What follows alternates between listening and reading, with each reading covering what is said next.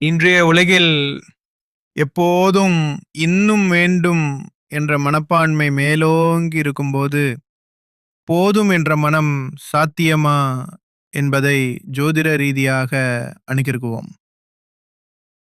மனிதர்கள் பலவிதம்.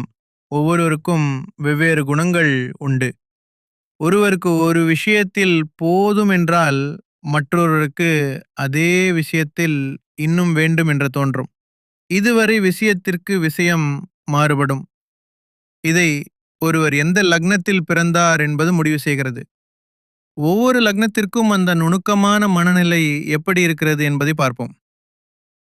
மேஷ லக்னம், அக்னி ராசி, செயல் ராசி பிறந்தவர்களுக்கு இன்னும் வேண்டும் மனப்பான்மை. ஏற்கனவே வெற்றி பெற்றாலும் இன்னும் முன்னேற வேண்டும் என்பதே இந்த லக்னத்தின் இயல்பு. போட்டி உணர்வும் உடனடி செயல்திறனும் இருப்பதால் திருப்தி என்பது நேரமில்லை.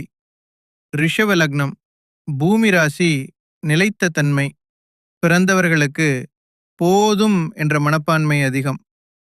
இந்த லக்னம் ஸ்திரமானது. பொருள் சார்ந்த சந்தோஷத்தில் மகிழ்வதையும் அடைந்ததை நன்கு அனுபவிப்பதையும் விரும்பும்.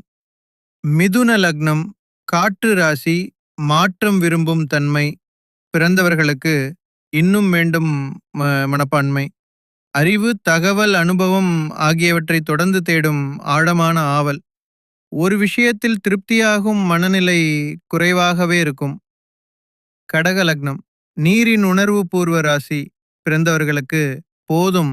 ஆனால் சுற்றுச்சூழலை பொறுத்தது மனநிலை, நெருங்கியவர்களின் நிலைமைகள் ஆகியவற்றால் இந்த லக்னம்